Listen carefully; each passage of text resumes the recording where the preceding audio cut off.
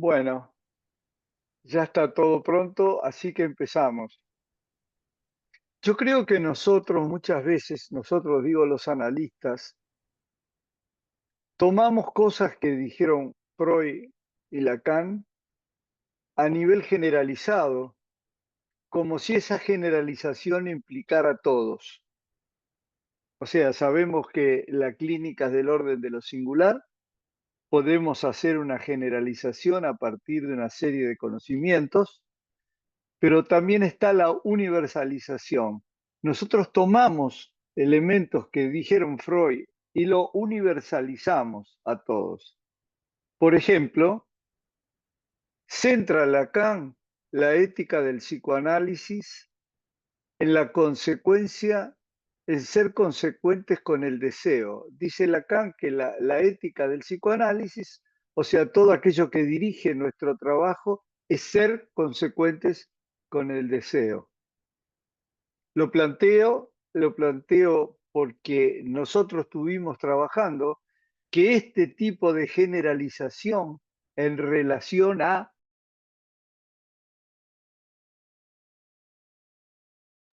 Ricardo quedó silenciado el micrófono.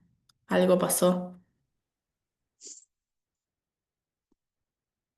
le estaba diciendo que esta generalización, como por ejemplo que tenemos que ser consecuentes con el deseo, es algo a revisar como otras generalizaciones, porque lo damos por universal.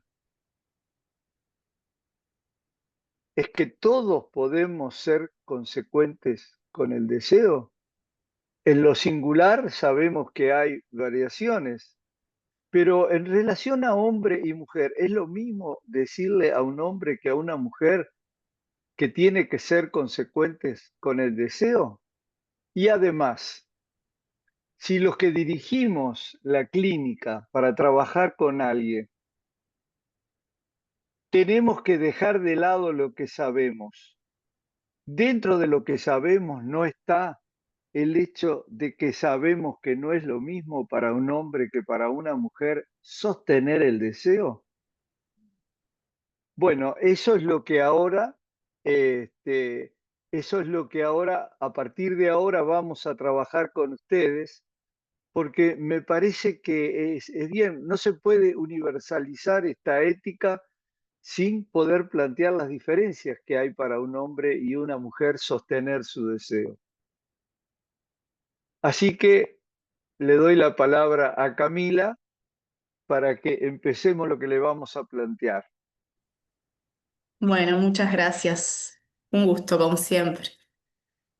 Eh, Voy a abrir acá, voy a leer de la compu. Acá. En distintos rincones del mundo y en distintas épocas, hay mujeres que alzan su voz para contar lo que hay y lo que aún vive. Mujeres que han encontrado la fuerza de romper el silencio impuesto. Angelina Bunge, originaria de Angola, sobrevivió a la guerra civil y a la violencia que atravesó su pueblo.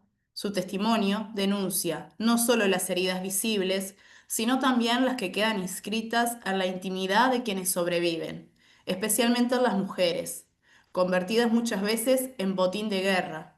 Nos habla de las huellas de una cultura sobre las mujeres a través de su historia de abuso, limitación y persecución.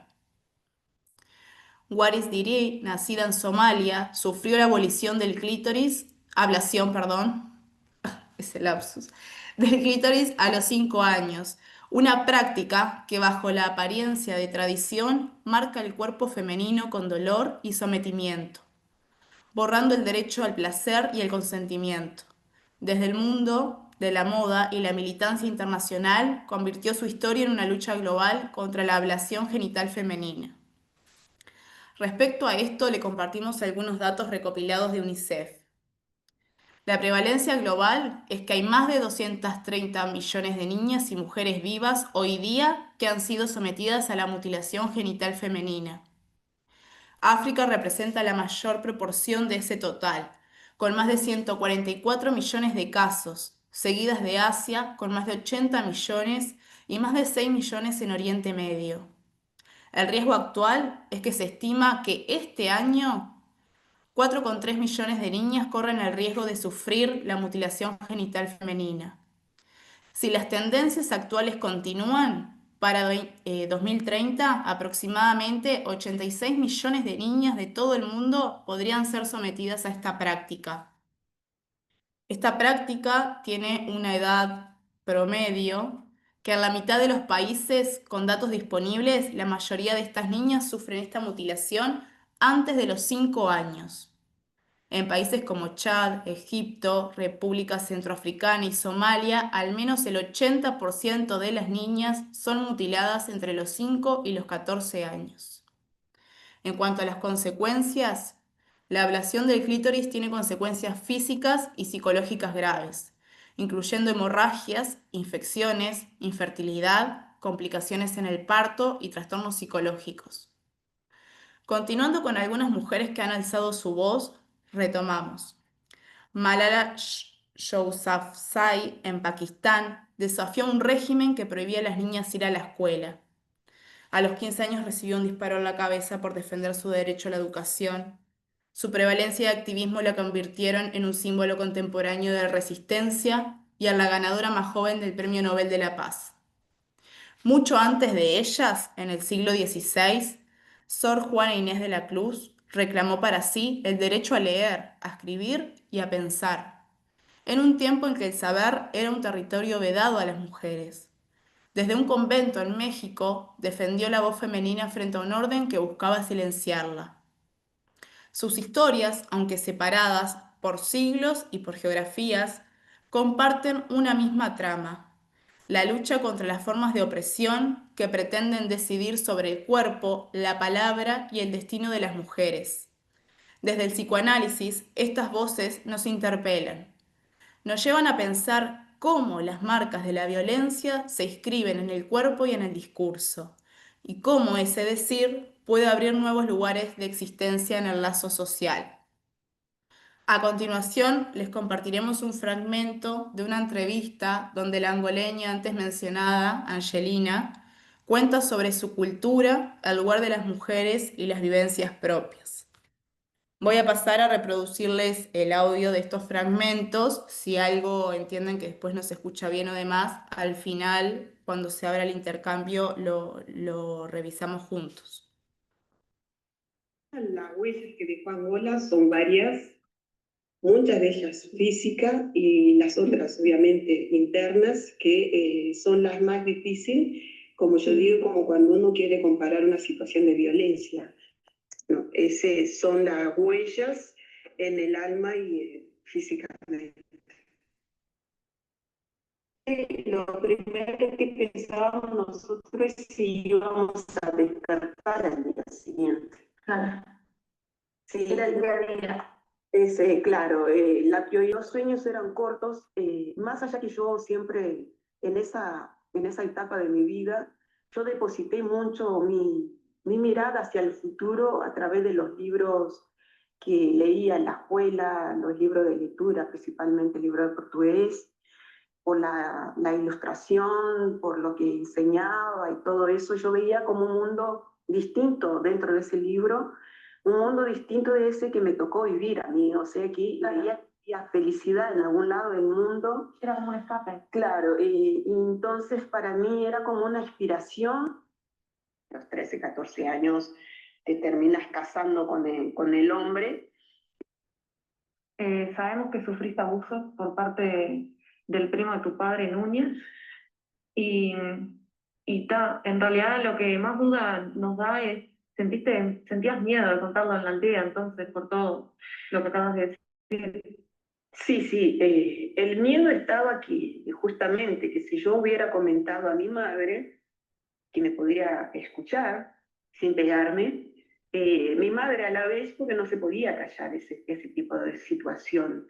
Enseguida lo diría a mi padre, y ahí sí, la golpiza sería para ambas, y además correr el riesgo de ser entregada con esa edad para que me criara la familia del propio Núñez, que claro, que sería para mí sí, ahí tendría muy poca esperanza de vida, mi vida al día de hoy sería distinta, no estaría acá, hubiera vivido muchísimas situaciones y quizás hoy lamentando la muerte de mi madre, porque a veces los errores chicos que nosotros hacíamos, la adultez era tremenda hacia mi madre, imagínate esa responsabilidad, porque mi padre, no sé si todos los demás, hombres o esposos, para él la crianza de los hijos, el respeto y la responsabilidad, la madre se la tiene que inculcar. Pues muy temprana edad, desde la circunstancia, la situación, siempre nos inculcó lo que son los estudios, charla de mujeres, y eso uno va conociendo la cultura, lo importante que es una mujer llegar al casamiento siendo virgen, ayudación para no seguir viviendo esa situación fue cuando llegué a la capital y me haber apartado de mi familia, o sea, del seno del familiar, de mis padres, y quedarme dentro de la capital Luanda con una familia adoptiva. Lo que quiere transmitir un mensaje optimista de que la vida vale la pena. Esas son algunas de las palabras de Angelina. En cuanto a este recorrido, creo que Angelina, a partir de su testimonio y su hacer, nos deja ver cómo ha dado lugar y sostenido su deseo. A partir de los libros, las ilustraciones, imaginar un mundo distinto, con un padre muy severo, pero con una transmisión de la importancia de los estudios. Parece que ahí se juega una apuesta a un futuro y pagar el costo de romper con lo que se espera culturalmente y en el seno de una familia por ser mujer. Ahora, terminando con este fragmento, le doy paso a Ana para presentar a la próxima mujer.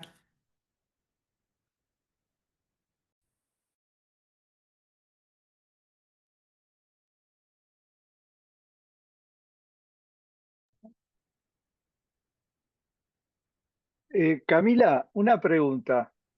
Eh, Sí. Soy Malala Angelina, Yousafzai. Nací el no, 12 de... ¿No se escucha? no, sí, Sí, seguí, tengo sí. ¿Qué pasó? No entendí. Nací el 12 de julio de 1997. Hoy tengo 28 años y vivo en Birmingham, en el Reino Unido. Siempre mostré un gran interés por estudiar. Un momento. De niña mostré siempre un gran interés por estudiar y defender los derechos de las niñas a la educación. Mi padre, Xiaobin, era educador y activista por la educación, lo que influyó profundamente en mí. Cuando era pequeña, en medio de las guerras civiles, nos prohibieron ir a estudiar. Quemaron nuestras escuelas, amenazaron a nuestros maestros y dijeron que el lugar de la mujer era en la casa. Yo era solo una niña, pero sabía que eso no era justo. Sabía que tenía derecho a aprender como cualquier niño. Y lo más doloroso era ver a mis amigas llorar porque sus padres tenían miedo de enviarlas al colegio. A los 11 años comencé a escribir un blog para la BBC en Urdu, bajo un seudónimo, donde relataba la difícil situación de vivir bajo un régimen que prohibía la educación femenina. Esto llamó la atención internacional y pronto comenzaron a invitarme a participar en documentales y entrevistas. El 9 de octubre de 2012, cuando tenía 15 años, fui víctima de un atentado.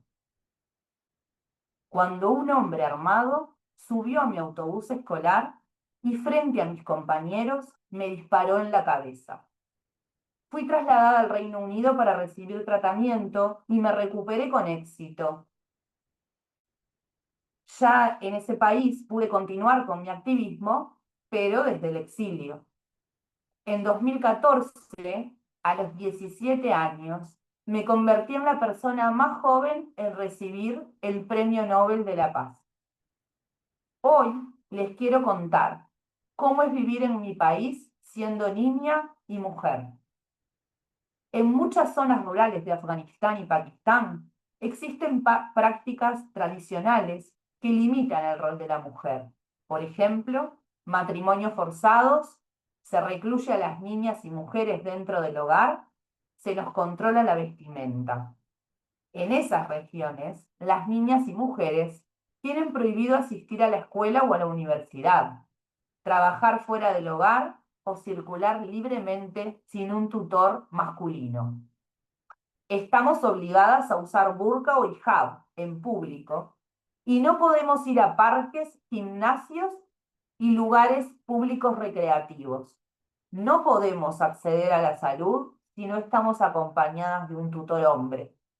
Tampoco existen derechos referidos a mujeres en la Constitución o fueron excluidos.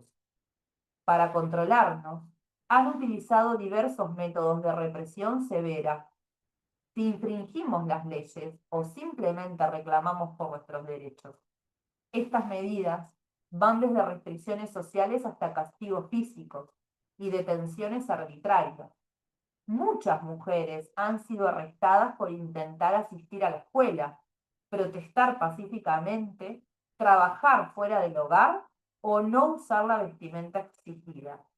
Somos detenidas sin juicio, a menudo incomunicadas y liberadas solo si un familiar masculino firma una garantía de que no repetiremos esa conducta. En otras zonas, también se han registrado latigazos en público por comportamiento inmoral. Nos propenden golpizas por no usar burka o salir sin un acompañante. Nos pegan en los pechos o entre las piernas y hasta en casos extremos existen las lapidaciones o ejecuciones, especialmente por acusaciones de adulterio o conducta considerada impura. Sí, lapidaciones. Somos enterradas vivas hasta la mitad del cuerpo y una multitud de hombres nos tira piedras hasta que morimos. Las activistas, periodistas y maestras han recibido amenazas de muerte, seguimiento y acoso. Muchas han tenido que huir del país o esconderse. Las mujeres en mi país tienen prohibido cantar, recitar poemas, leer en voz alta en público o incluso simplemente hablar. Al salir de casa, deben cubrirse la boca con mascarillas y asegurarse de que sus voces no sean escuchadas.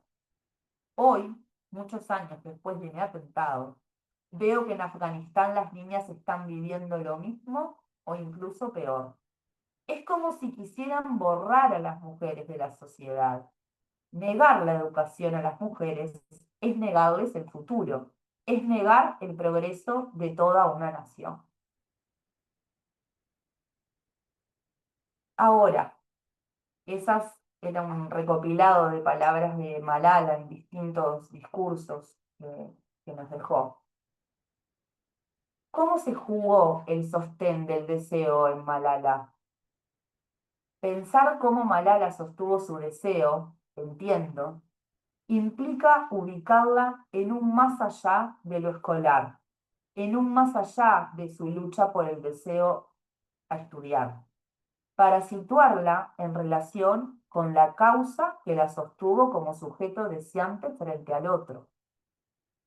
¿Podríamos pensar en un otro que inicialmente encarnado en la figura paterna, transmitió a su hija la posibilidad de un lugar distinto para la mujer?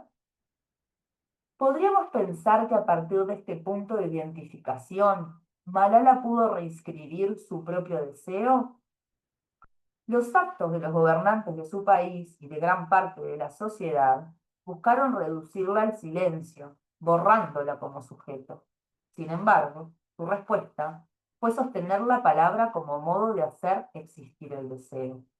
Malala, lejos de retroceder ante la amenaza de muerte, radicalizó su posición, mostrando que el deseo no es objeto que se posee o se pierde, sino causa que se encarna en la palabra.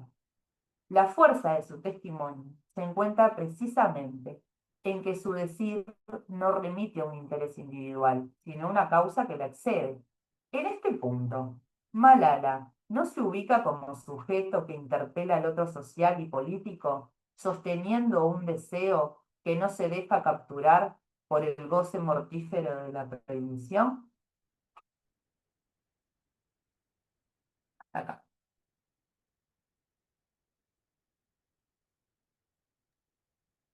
Ahora Beatriz, es tuya la palabra. le voy a pasar la palabra a Beatriz. Bien.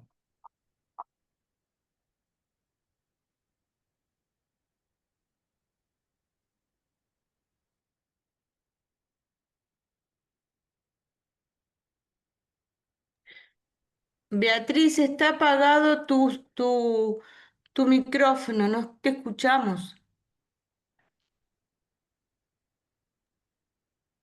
¿Está? Bueno, Bien, bueno, presentarles a Juana Inés de la Cruz, que para mí es un deleite porque es alguien que admiro desde hace muchísimos años. La voy a presentar como lo hace Octavio Paz. Dice, Juana Ramírez de Asbaje nació en San Miguel de Nepantl, una alquería en las faldas del Popocatépetl, que esto es en México, ¿no?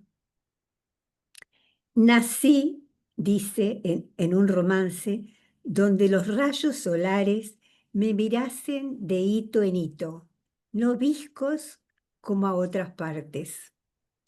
Vino al mundo el 12 de noviembre de 1651, es la fecha que se ha encontrado en una fe de bautismo con el nombre con su nombre y el de sus padres.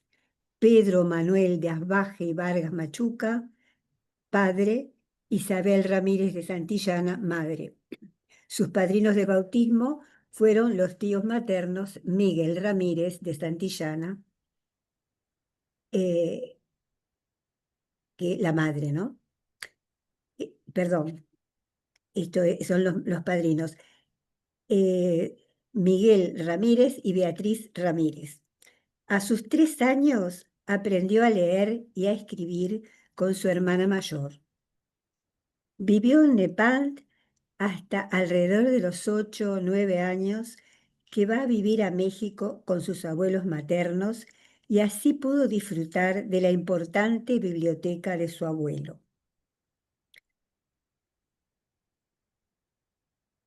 Fue adquiriendo el conocimiento de varias disciplinas: matemáticas, astronomía, filosofía, teología, letras, en las que incursionó desde pequeña con poemas y redondillas.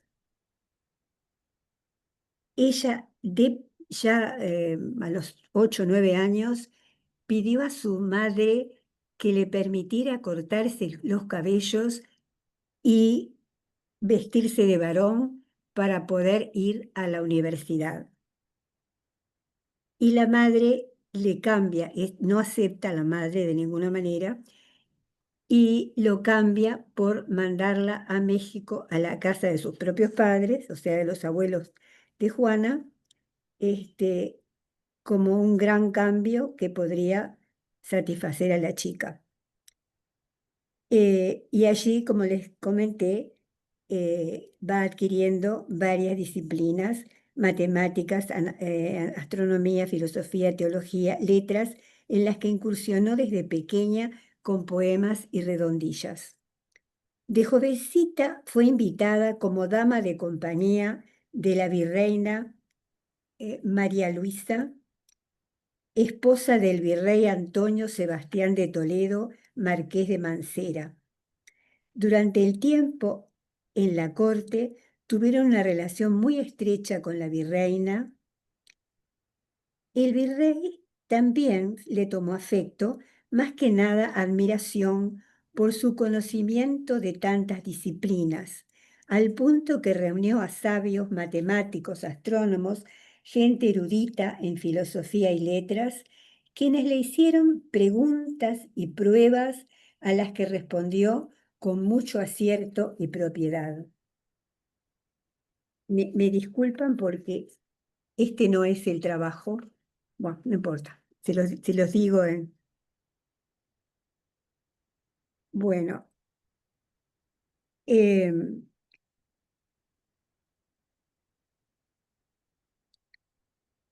motu propio decidió entrar en el convento de las Carmelitas Descalzas,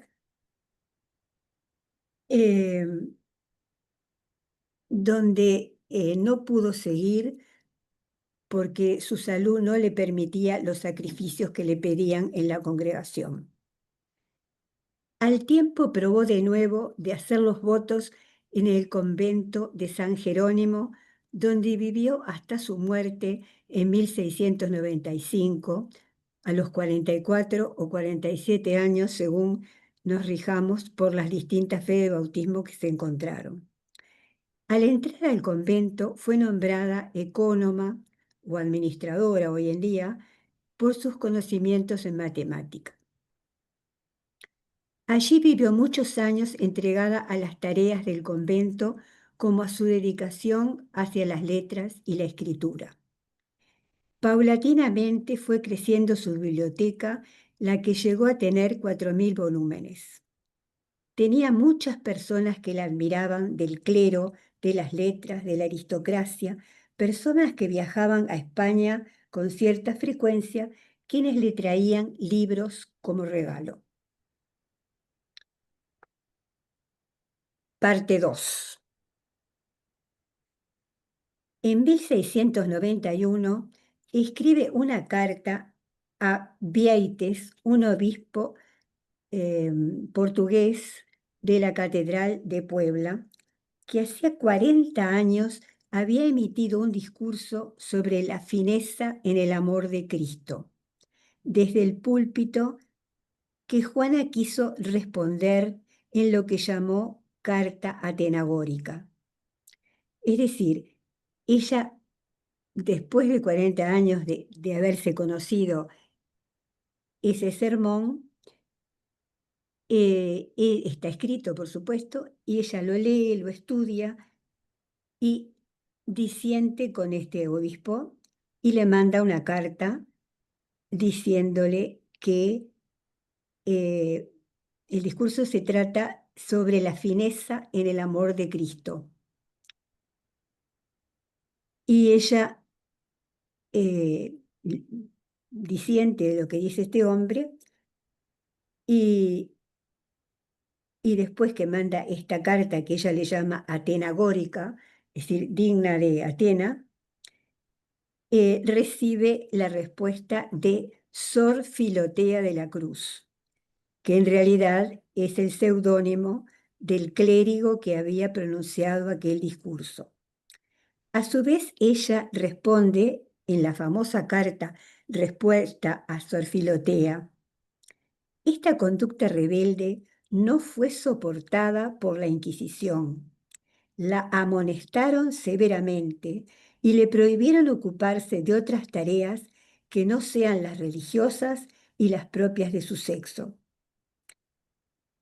Ella obedeció el dictamen de la Inquisición, vendió sus libros y con lo recaudado lo repartió entre las personas pobres.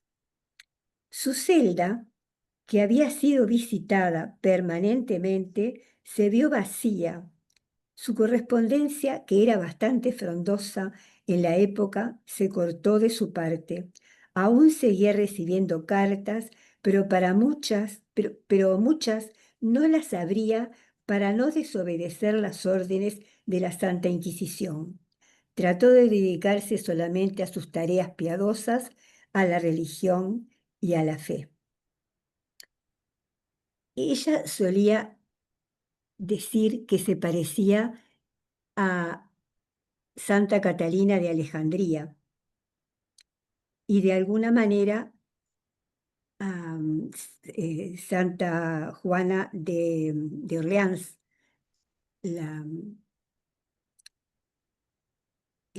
como le llamaban, bueno, no me acuerdo, o sea, Santa Juana, que salvó, digamos, de alguna manera al pueblo francés del poder inglés. Pero ni el rey pudo salvarla de la hoguera que lo destinaron, ¿no? La Santa Inquisición.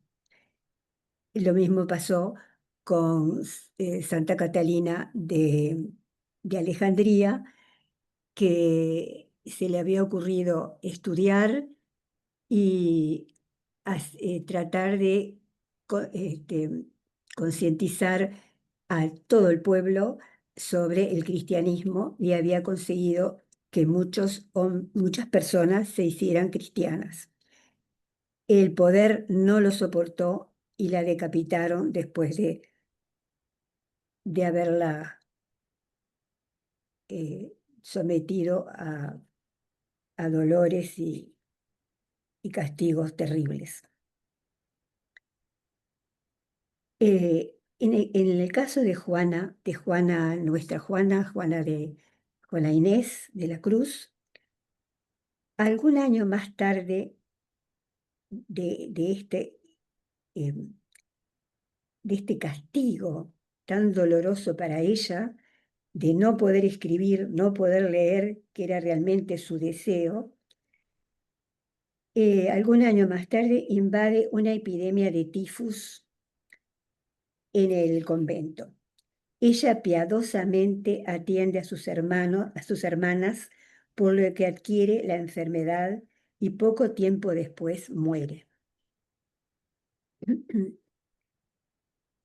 Me pregunto si el sostén del deseo en esta mujer es similar a aquellas con las que se comparaba, que eran Catalina de Alejandría y Juana de Arco.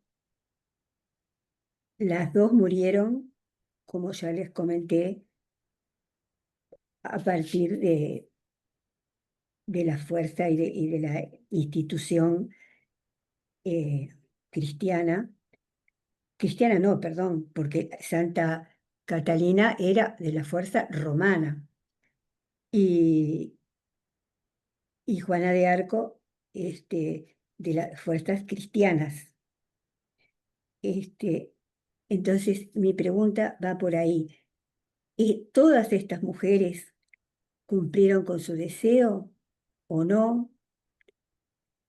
No sé, son cosas que queremos ver un poco entre todos, ¿no? Hasta acá.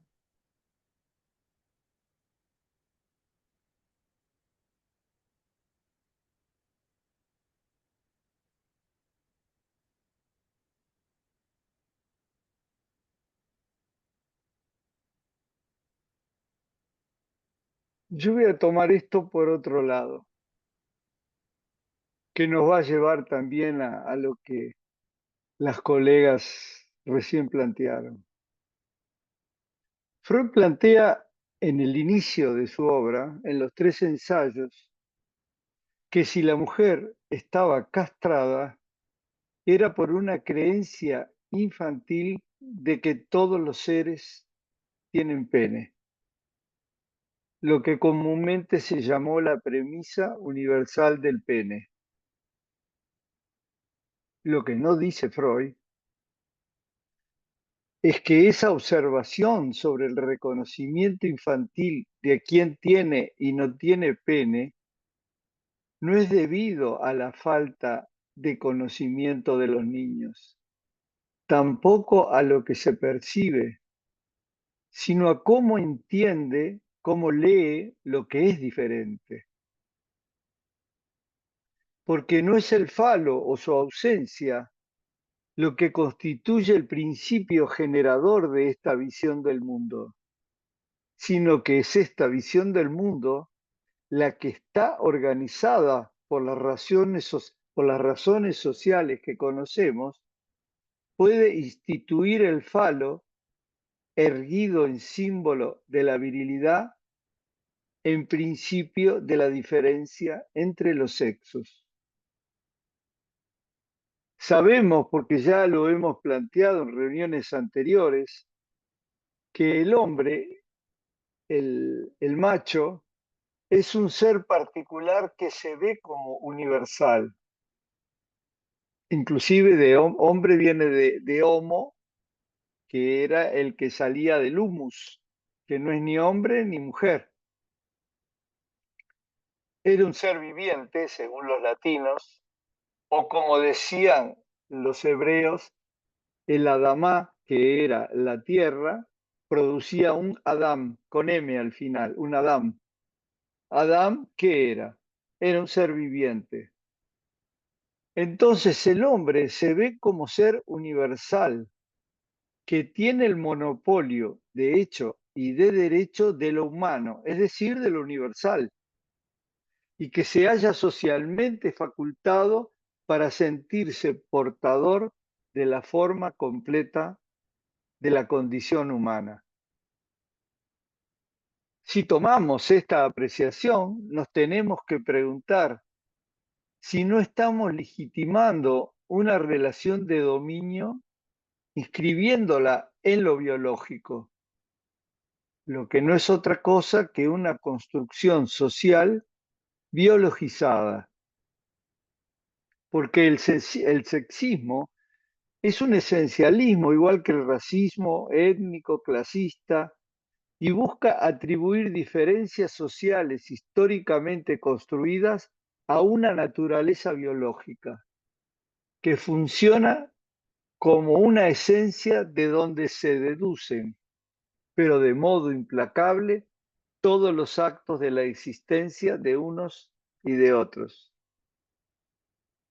También sabemos que los hombres son prisioneros e irónicamente víctimas de la representación dominante, por más que muchas veces sea conforme a sus intereses.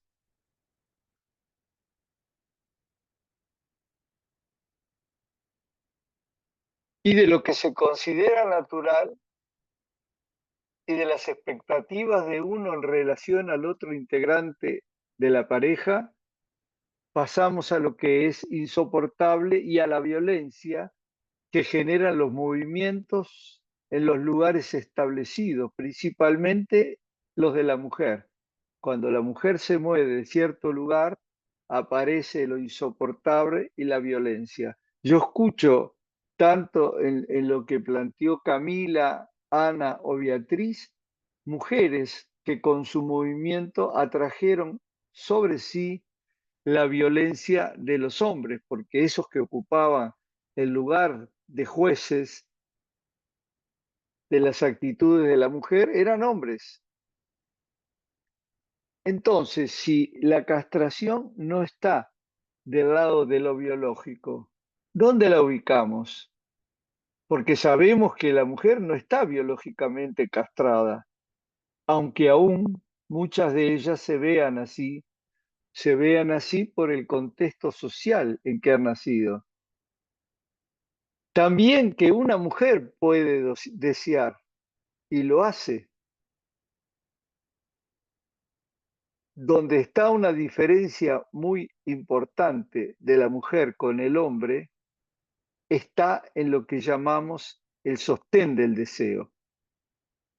No en desear, porque una persona puede desear y que los otros no sepan, puede guardarse eso, puede frustrarse con lo que no va a realizar o puede llevarlo adelante, a veces con consecuencias nefastas para las mujeres, para algunas mujeres.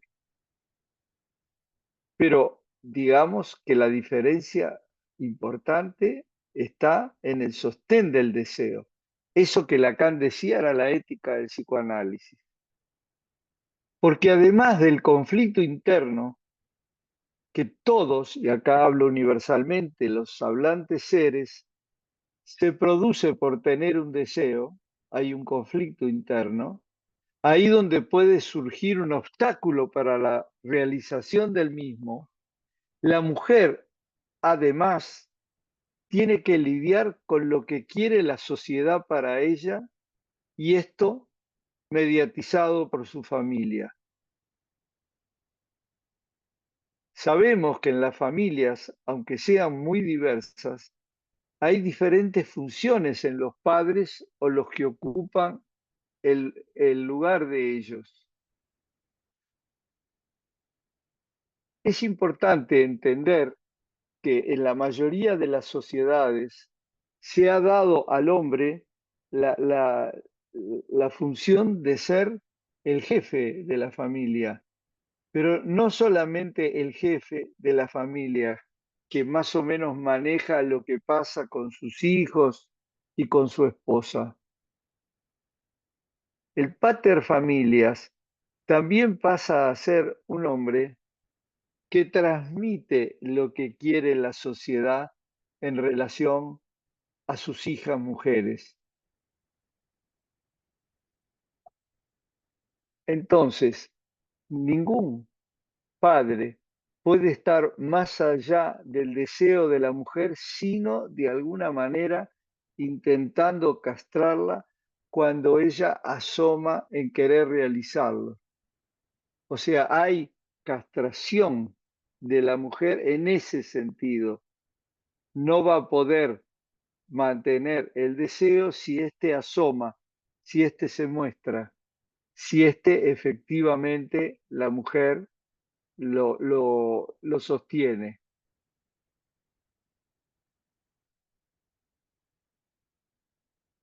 Digo esto porque, por una razón muy importante, a los que gobiernan un Estado, a los que gobiernan instituciones y a los padres, estoy hablando a los hombres, también se deposita la función fálica y la jefatura de la familia según el sistema imperante. Ya veíamos lo que pasaba con Malala o con Angelina o con Sor Juana Inés de la Cruz.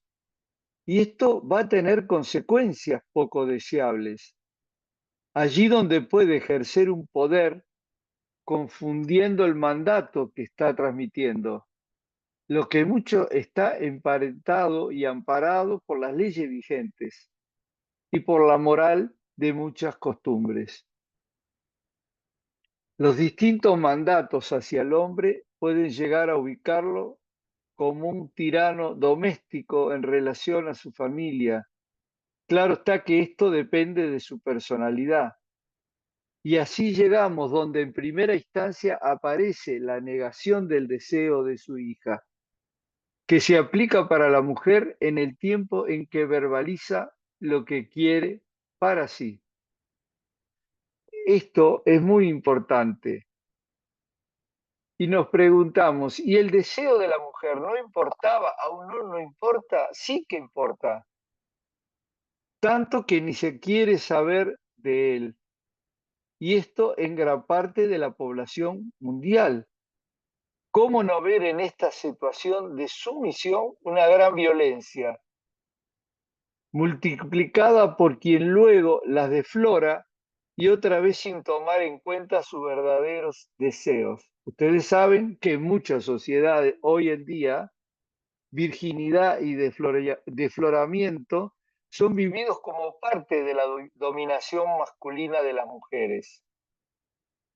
Virtud originada en una moral cuyo bien no está en el bienestar de la mujer, sino en el valor de la mujer como bien de intercambio, como un objeto. Por ello, la moral con la que se valora a una mujer también guarda relación con el estado de su vagina. Y ahí es donde podemos encontrar la diferencia radical entre el hombre y la mujer con relación al falo y a la falta. Sabemos que el falo es la premisa universal del pene, también el significante, un significante universal.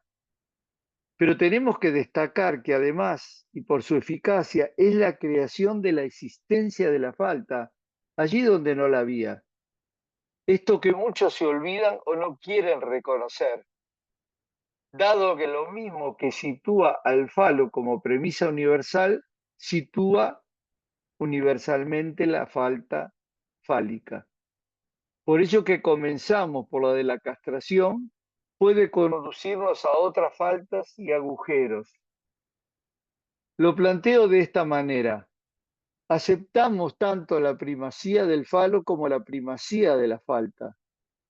Pero para ambos seres, una vez que lo fálico tuvo incidencia en el sujeto, y sin esto último conlleve una inferiorización de la mujer por estar fallada o por no tener el equivalente fálico, lectura donde se cuela también para el psicoanálisis la significación cultural de la dominación propia del sistema. Esto yo lo leo claramente en el Lacan de Ancor, del seminario Aún, cuando él nombra a la no toda fálica a la mujer. ¿Y el hombre qué es? ¿Todo fálico? Sabemos que ninguna estructura neurótica es toda fálica ni se articula en relación a la castración. Se trata entonces de dos posiciones subjetivas diferentes, la de ambos, hombre y mujer, ante el falo y la falta, pero también ante el deseo. Entonces encontramos que una mujer, aun conociendo cuál es su deseo, encuentra no solo su propio obstáculo psíquico, también es social, por el cual el sostén del deseo en una mujer se vuelve muy difícil, más aún si tiene que hacerse cargo de las múltiples tareas de lo doméstico, donde se incluye la crianza de los hijos. Entonces, sostener el deseo para una mujer implica más renunciamientos que los que realiza un hombre. Y esto me parece que, hablando de la clínica psicoanalítica, aquellos que dirigen la clínica psicoanalítica deben de alguna manera tenerlo en cuenta, que no es lo mismo. Yo en mis años de trabajo me doy cuenta que el hombre puede formular cuál es su deseo. Muchas veces algunos se oponen, pero en general lo sostienen, lo animan otros hombres y las mujeres también. No así en el caso de las mujeres, porque el deseo de la mujer parece irrumpir y forzar la paz de la familia, la paz de la pareja, porque se trata de algo que no se quieren dar cuenta, que para que ambos, hombre y mujer, puedan mantenerse y sostener su deseo, tiene que haber un descompletamiento de la pareja. No puede ser que cada uno busque encontrar todo en ese otro. Desde ya que los hombres no lo buscan, pero también las mujeres, poder desear algo que está más allá. Ahora, ese deseo es de alguna manera el que es castigado, o porque es una puta, o porque quiere estudiar y deja su trabajo, o porque no atiende a los niños y ella debería estar permanentemente con los niños, como hacían nuestras madres antes.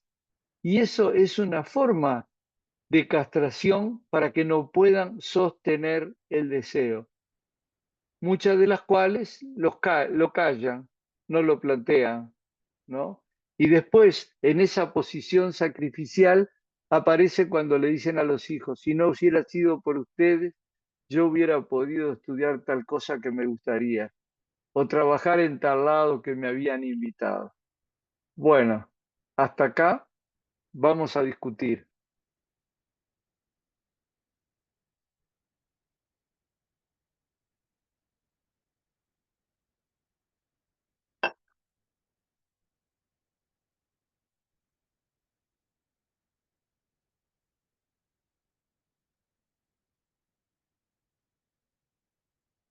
Perdón, hay algo que eh, a veces tenemos que tomar en cuenta. Cuando escuchamos este tipo de cosas, uno dice, bueno, sí, pero acá en Montevideo y en otras ciudades la cosa está distinta, las mujeres están haciendo un movimiento feminista y están llevando adelante y no tienen hijos hasta que no se recibieron y de alguna manera han entrado en la esfera pública y eso es cierto, ¿no? Dando todas las batallas necesarias, lo están logrando y está muy bien, pero quiero que piensen que de la población mundial esto es una parte muy pequeña. Y si se refieren a un país donde siente que todo esto, estamos situándonos en lo que vivimos en la cercanía y no nos damos cuenta que si ampliamos nuestra visión a otras partes de nuestro propio país, eso no es así. Y menos aún en países enteros en donde están totalmente contra la independencia y la autosuficiencia de la mujer. Entonces, estamos tomando un problema que es singular, que podemos generalizar, pero que a no dudar es universal.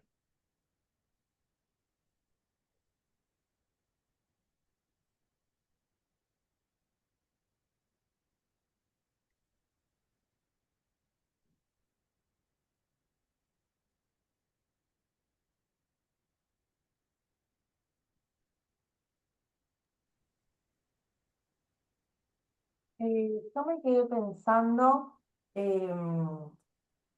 porque Ricardo, cuando hacías la presentación hablabas de cómo la actitud de estas mujeres que fuimos relatando sus vivencias, hacían volcar la violencia, sobre todo de los hombres, ferozmente frente a frente a ese deseo.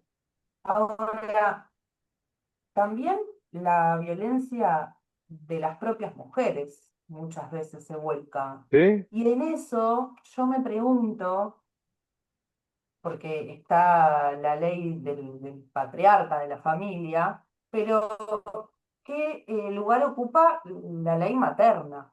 O sea, ¿cómo es esa niña, a diferencia de un niño, por ejemplo, nombrada por su madre, colocada en relación a la familia por su madre? Y más allá de eso, este,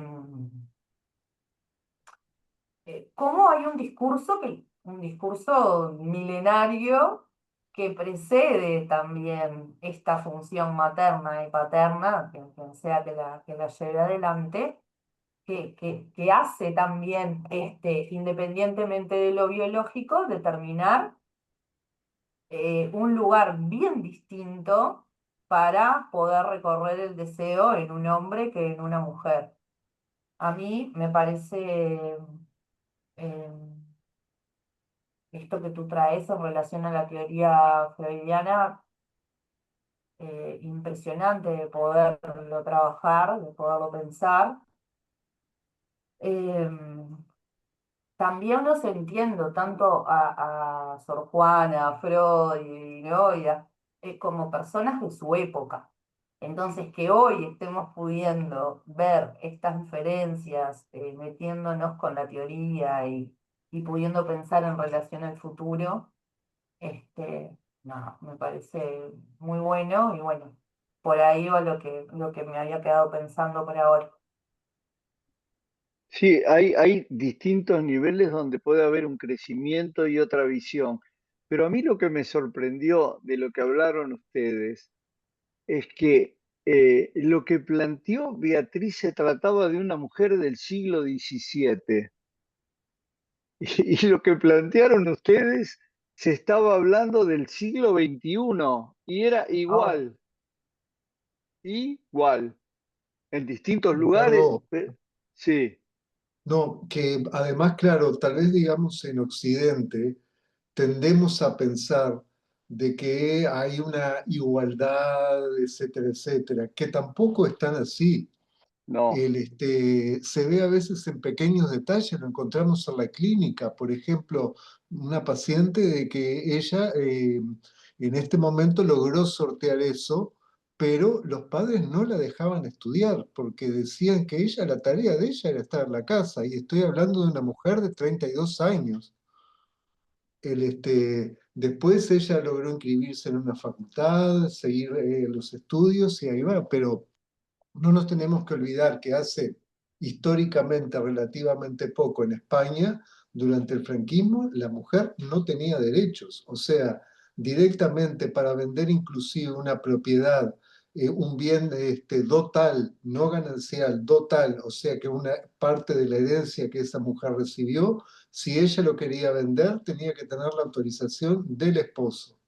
No había ningún tipo de ley que protegiera, digamos, a las mujeres. Y estamos hablando que el franquismo terminó en 1975, como que históricamente es ayer, hace exactamente 50 años. Y todo eso va dejando una mentalidad, por más que España parezca ahora que está muy adelantada, no es así. No, Me quedé pensando también, Beatriz, en lo que traías de Sor Juana Inés. Eh, Sor Juana Inés de la Cruz fue atacada directamente por un hombre que fue el arzobispo de México, que en definitiva era un cobarde, digamos, también, porque aprovechó a atacarla cuando los marqueses, el virrey y la virreina, que era íntima amiga de ella, se fueron para España cuando tuvieron que, bueno, los virreinatos tenían no eran indefinidos como era el monarca, digamos, sino que cada tanto el virreinato, la institución virreinal española, yo no me acuerdo cuánto duraban en el cargo, pero tenían que irse a rendir cuentas después y se nombraba un nuevo virrey. El arzobispo de Ciudad de México justamente la atacó porque era un hombre sumamente conservador, porque mientras estuvo la virreina ya vemos que inclusive se escribía con hombres, mujeres, tenía una gran correspondencia, era, digamos, una sabia, llamémosle así, de su tiempo. Sin embargo, por la acción de este hombre, obviamente con la complicidad de la Inquisición, así terminó. Sor Juana Inés no pudo sostener el deseo. Esa es la opinión que tengo. ¿Por qué? Y bueno, porque se llamó silencio, no abría las cartas, vendió toda su biblioteca y bueno, y terminó en una epidemia de tifus, ayudando a sus compañeras de convento que, bueno, podemos pensar inclusive si eso no fue de alguna forma una búsqueda, digamos, de salir de escena, un pasaje al acto, de morirse porque no pudo justamente hacer algo que ella deseaba, que era evidentemente era una búsqueda de la sabiduría. ¿Mm?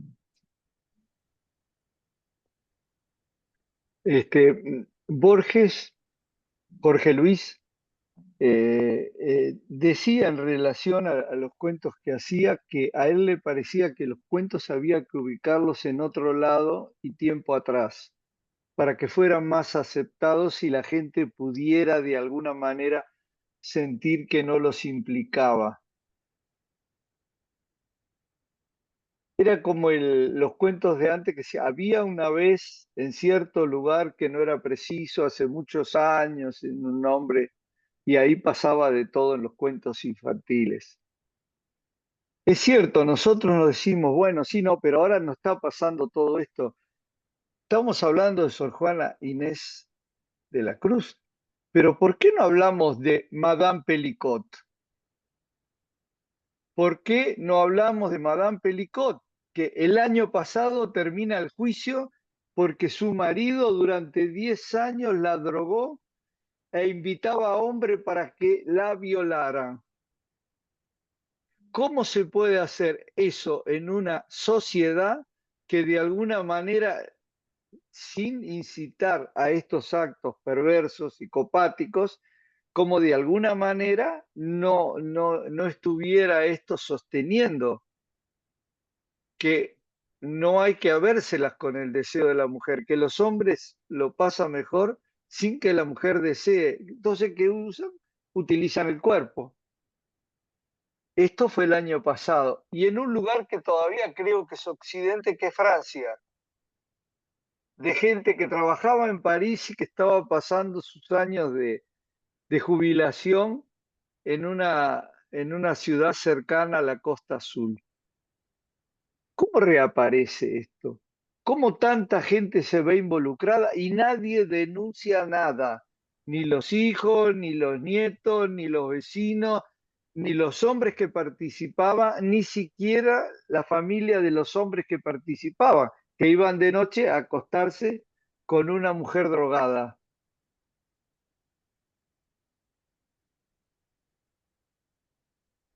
Lejos de dificultar el sostén del deseo, suprimen completamente el deseo. Es como una castración del deseo de la mujer. La violación tiene que ver con eso.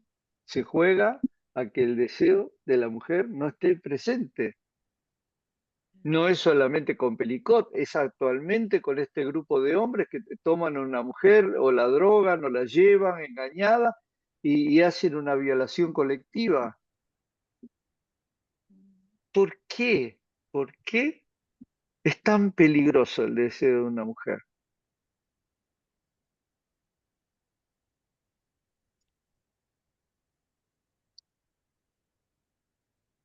Muy buena Me- pregunta, me- Ricardo, creo, digamos, justamente. Además, me estaba acordando algo de lo que decía Ana, que ella se preguntaba también qué pasa con las mujeres en realidad que transmiten también, qué transmiten de todo esto. Y yo creo que sí, Ana, a mí hace poco, hace poco digo, no sé, pocos años atrás, leyendo algo de historia de la era victoriana, me llamó la atención que en Inglaterra, ¿cuál fue uno de los primeros decretos que pone la reina Victoria justamente? Que al palacio solo podían entrar mujeres si estaban casadas. No podían entrar mujeres solteras al palacio. Hombres no había problema, digamos, de que fueran casados, solteros, etcétera, pero las mujeres tenían que estar casadas por un asunto de decencia. Bueno, ahí está una mujer, digamos, bien clara, conocida, que actúa tratando de dominar, digamos, simbólicamente con esa orden, algo del orden de la mujer. La mujer es peligrosa, una mujer soltera podía hacer estragos a la corte. Entonces, también las mujeres obviamente que participan en eso, algunas por lo menos, y bueno, porque están inmersas en el discurso. Y aplicaba el silencio. ¿Cómo? Aplicaba el silencio. Entraban las casadas, no se podían quejar. Ahora las que no estaban casadas, no quería lío con las que no estaban casadas. Ujú. Bueno, más allá de eso, quiero felicitarlos. Los textos son, increíbles. Algunos me estremecieron mucho más que otros. Este, Malala, yo hace bastante tiempo como que había escuchado algo, había leído algo, pero realmente es espeluznante. Y en todos los casos también el tema del silencio, ¿no? De que la mujer no puede hablar, tiene que quedar sumisa a la construcción, a lo que el hombre traiga. Este, bueno, era eso que quería comentar, nada más Pero esto Denise, esto que escuchamos, ¿cuán lejos está de la Eva judaica que hizo que los echaran del paraíso? no, ¿Cuán tal cual. lejos está de la mujer que de alguna manera está movida por el diablo? Ujú. Claro. Porque en el fondo hay un poder terrible que la mujer parece que tiene y que hay que, hay que tratar de que no se produzca, que es maléfico, la Correrse perturbación de ese lugar maléfica. de detentar ese poder. Porque la reina Victoria, que mencionaba Eduardo, estaba salvando a las mujeres que no entraran a ese quilombo que había dentro del palacio de ella, o estaba salvando a la gente de la corte de estas locas que venían a entrar. Y yo Porque creo que es lo siempre la segundo, mujer, Ricardo. Sí, claro. siempre la mujer es la portadora, por eso quemaban a las brujas. Mm. La Inquisición, la mujer que sabía, que se reunía, que hablaba, eran quemadas, La Inquisición era masculina. por supuesto, Ah, por supuesto. La Inquisición, los hombres que quemaban a las mujeres que se atrevían a un cierto esoterismo o a una cierta espiritualidad y no se dedicaban a lo que tenían que dedicarse, tareas propias del sexo. Pero yo efectivamente. creo que sigue estando esa creencia bíblica de que la mujer lleva a lo peor, por ejemplo, a perder el paraíso, ¿no? Ujú. Y mitos que se han renovado después a lo largo de los siglos, como en la Belle Époque, o fines del siglo XIX, que empezó a tratarse nuevamente el mito de Salomé, con, Ah, con la decapitación de San Juan Bautista. Y eso era un tema que estaba totalmente candente, de moda, se hicieron óperas, obras de teatro, todo a fines del siglo XIX y comienzos del XX. O sea, también Salomé presentada, digamos, como una mujer, llamémosle, que lleva a los hombres a la perdición. Cuando Salomé, si nos ponemos a leer bíblicamente con la Biblia, era una pobre diabla sometida, digamos, a los padres y nada más, no fue otra cosa.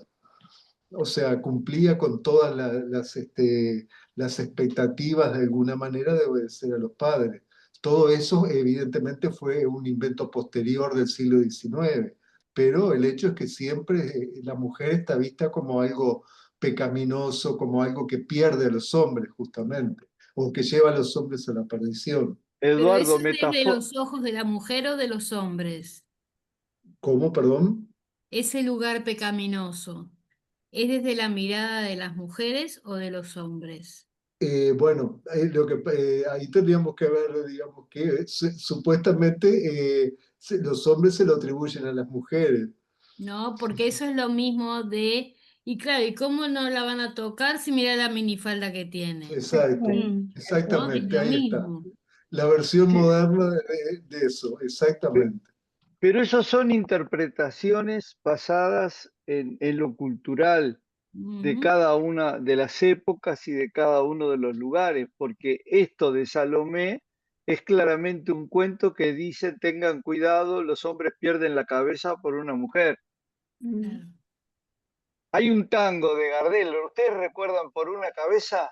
Mm. Ujú. Yo no recuerdo. El caballo perdía la carrera por una cabeza y el hombre perdía la cabeza por una mujer, metafóricamente. Pero en el otro lado era más duro si no era metafórico. Pero eso es así, ese punto de lo maléfico del deseo de una mujer, si ella lo expresa o lo lleva adelante, y eso hay que aplacarlo. O va contra la familia, o va contra los hijos, o va contra el marido, o va contra la familia, y siempre hay una manera de descalificar, de reducir y de impedir eso. Ujú. Mm. Entonces, Buenas noches. Una pequeña interrupción con todo respeto, pero no se está perdiendo en esta discusión sobre el tema del sostenimiento del deseo de la mujer la perspectiva como clínica más psicoanalítica. O sea, cómo se sostiene el deseo de la mujer no está en relación a la relación de una mujer con la falta, o sea, con el complejo de castración, más allá de los aspectos sociológicos, históricos, todos muy válidos y eh, totalmente compartible en cuanto al tema de los derechos de la mujer. Pero ¿dónde está la perspectiva clínica del tema del sostén del deseo de la mujer? Y si eso no tiene que ver con el complejo de castración y también con lo real, lo simbólico y lo imaginario, esa conceptualización yo creo que aportaría mucho para entender, por ejemplo, el tema de la ablación, porque es necesario o se planteó en la religión musulmana la ablación del clítoris de la mujer. ¿Por qué pasa por ahí? ¿Qué pasa con el goce de la mujer? Si eso es lo temido, lo amenazante, lo maléfico.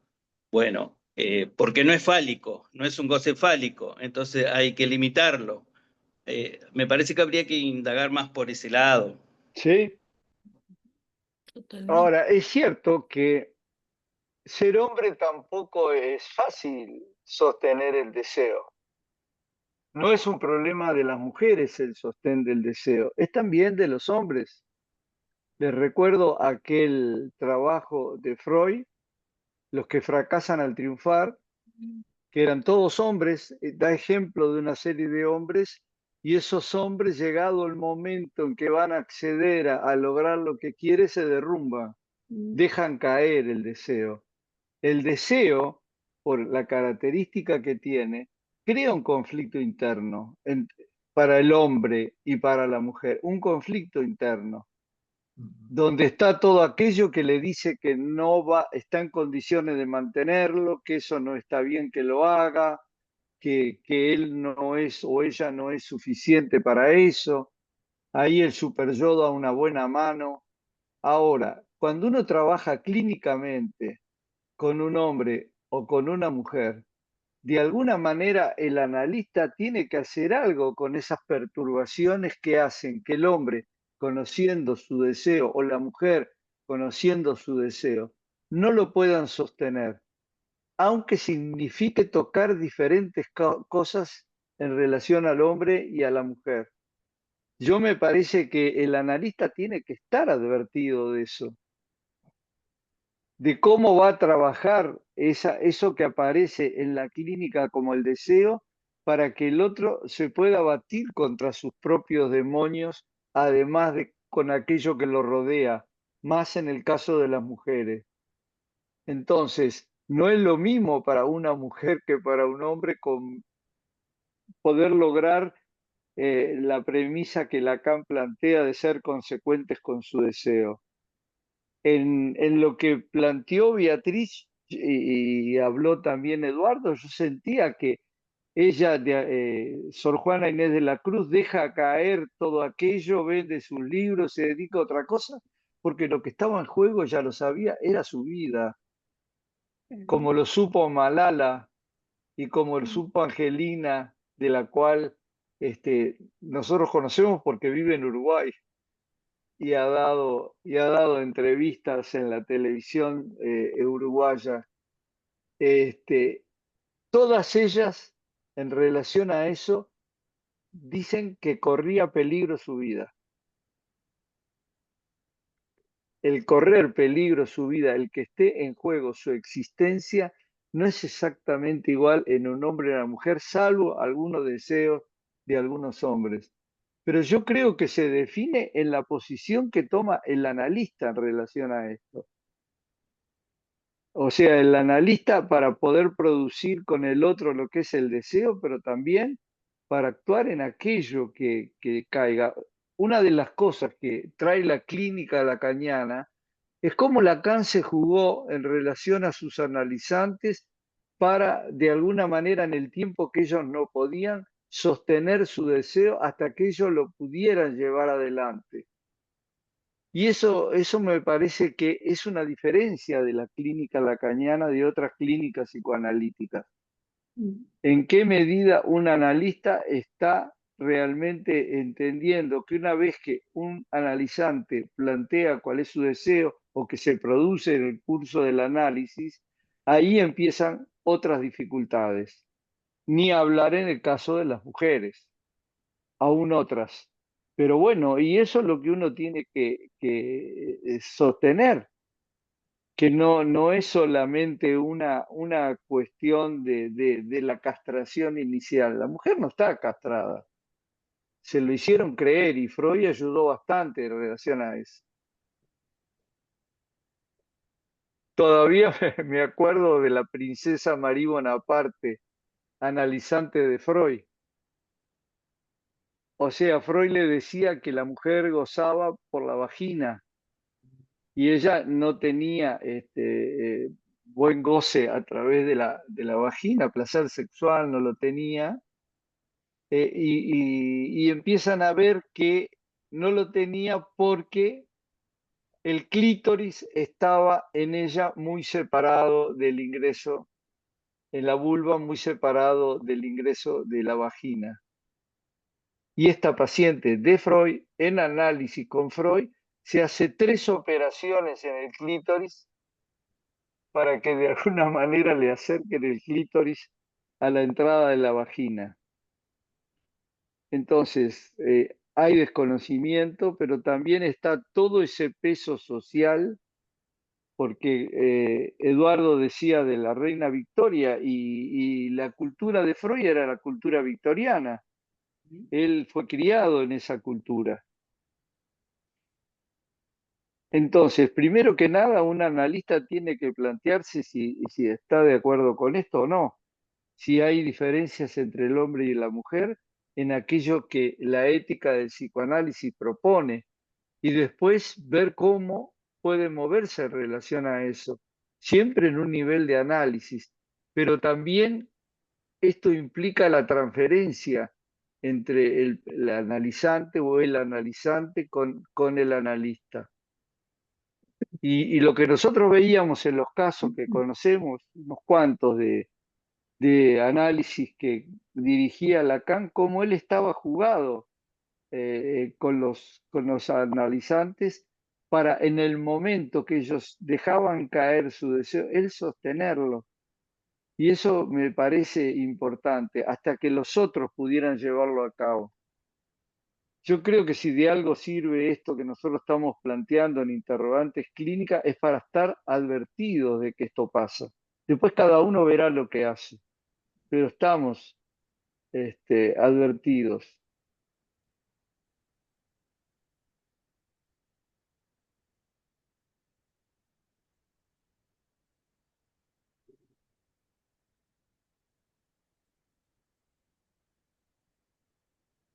Tampoco nos tenemos que olvidar de la clínica de Freud, que Freud con esas dos mujeres que él escribe sus casos clínicos, Dora, y también la llamada joven homosexual, en ambos casos él sigue los lineamientos del padre. O sea, él hace un acuerdo con el padre a recibir a Dora y toda la dirección de la cura lo lleva a lo que el padre quería. Y lo mismo en el caso de la joven homosexual, donde Freud Análisis por encargo, ¿no? análisis por encargo, sí, un pacto de caballeros, le diría yo. En el caso de la joven homosexual pasa lo mismo. Y él termina asustado con la joven homosexual y la tiene que dejar ir, la hace ir, porque ella ponía en polémica y en juego sostener su deseo. Y Freud no lo aguantó eso, porque iba contra lo que decía el padre.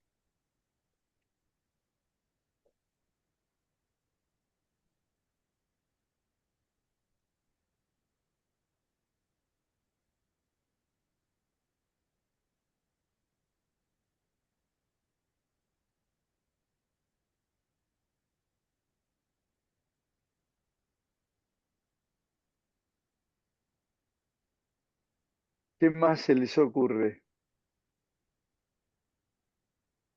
Tenemos todavía un poco algunas intervenciones más antes de cortar.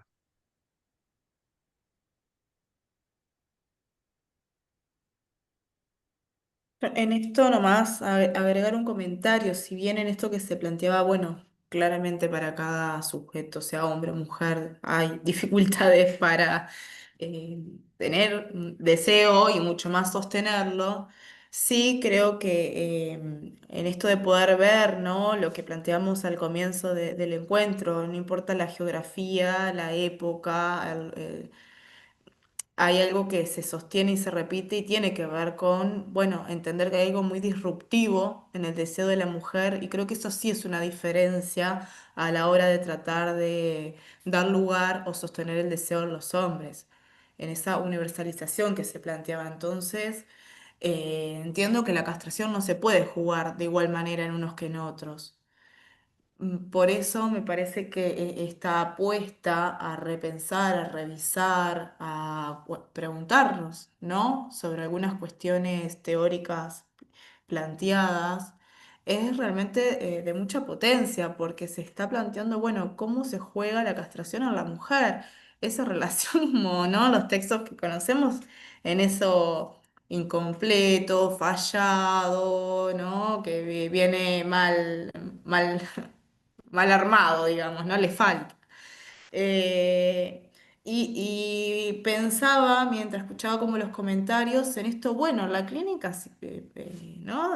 Cada uno, el propio análisis, ¿cuánto de estos no sé, significantes amos, pongamos así, de la sociedad, se van transmitiendo en el audio que les compartía de Angelina, que es algo actual además, ¿no? A los 3 4 años ya se sabe con quién se va a casar y donde ella ha sido violada es entregada a esa persona para, bueno, mantener cierta cuestión de honor, digamos, ¿no? Pero ¿cuánto pasa eso en nuestra sociedad y en todas partes del mundo al final?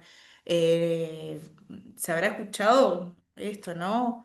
No es lo mismo salir a trabajar para un hombre que para una mujer, mucho menos si se tiene hijos, cómo se reparten las cuestiones del hogar, de la crianza, de la educación, de la salud, e incluso hasta las profesiones, ¿no? Entonces, hay algo que me parece que no podemos hacer como la vista gorda, digamos, o caso omiso. Me parece que hay una diferencia que se ve, se escucha, se vive y de la que somos partes, obviamente, y por eso también esta invitación me parece como a preguntarnos un poco más allá y tal vez hasta avanzar, bueno, en qué es lo que entendemos por castración y cómo se juega en el hombre y la mujer y si es lo mismo. Realmente creo que hace una diferencia en el posicionamiento clínico al momento de la escucha, ¿no? Cuando se pensaba, bueno, ¿qué del psicoanálisis tiene que ver con esto? Bueno, conceptos fundadores que realmente dan un viraje a los análisis, me parece, ¿no? Según los conceptos que uno vaya, desde donde uno se vaya posicionando. Esto que tú decías, Ricardo, de, bueno, sostener el deseo de ese analizante cuando lo logra enunciar y ver que con eso, si se escucha bajo algunos significantes, amos o cuestiones que, bueno, se cuelan, no es lo mismo a poner una apuesta a otra cosa, a que suceda algo distinto allí. Eso, quería compartirles nomás.